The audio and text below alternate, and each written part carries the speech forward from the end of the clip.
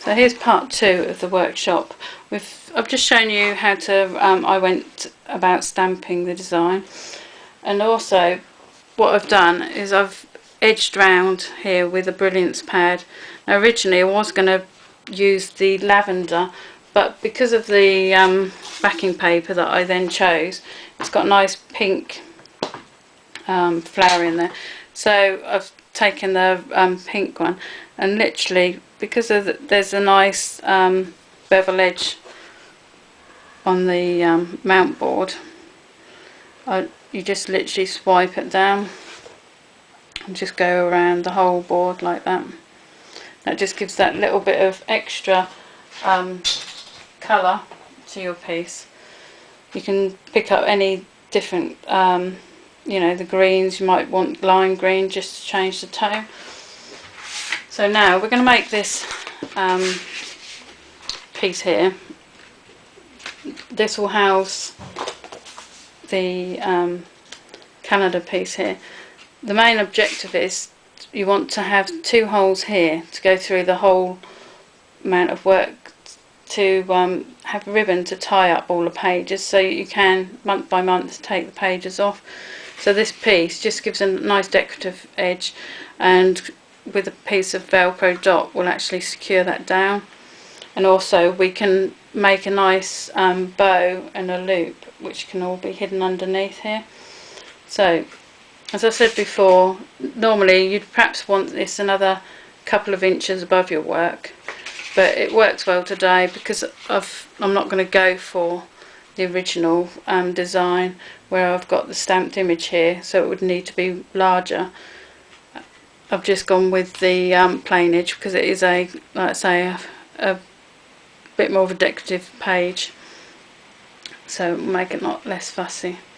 So first, take your card. I've got the star dream card just to tone in, and then put your piece of card down, and then I've literally just snip where I want the edge here, and then take, I like to use a guillotine when cutting,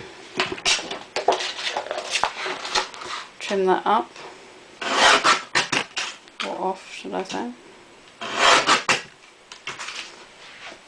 So you've got your piece here, which is going to be the right depth, and then I've got Martha Stewart punch here. This one actually takes the thick card.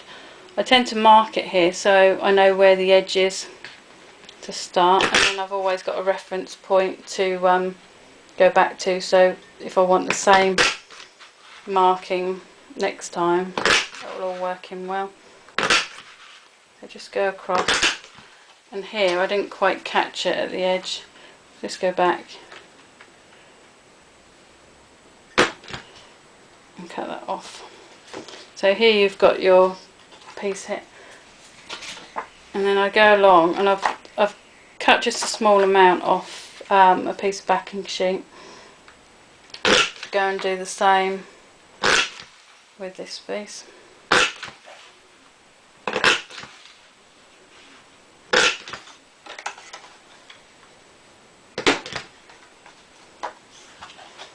This will be glued or stuck with double-sided tape underneath.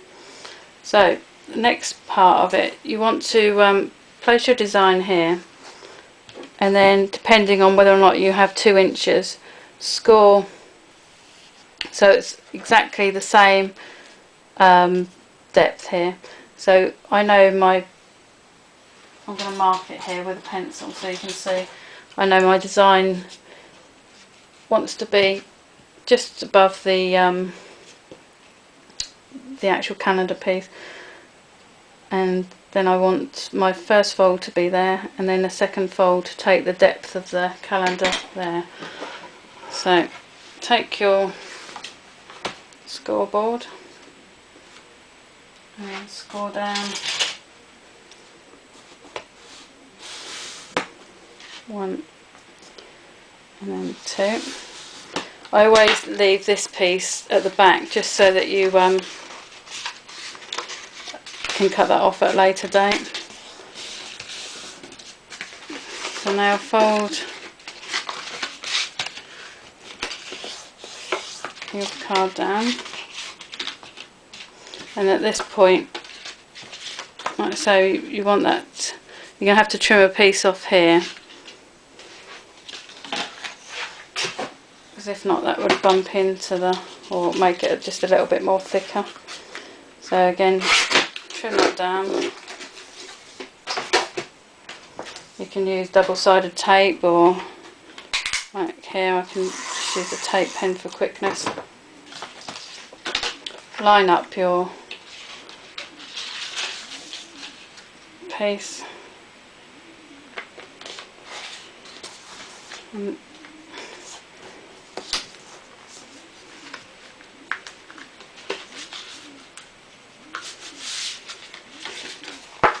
there you have your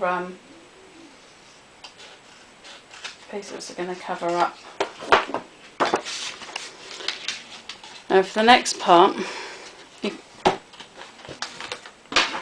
I actually put that onto the backboard itself, you want to place your ribbon up into this piece. And again, I'm going to have to stop just because I'm only allowed to do 10 minutes workshop at a time on the YouTube, but I'll have a part 3 to this.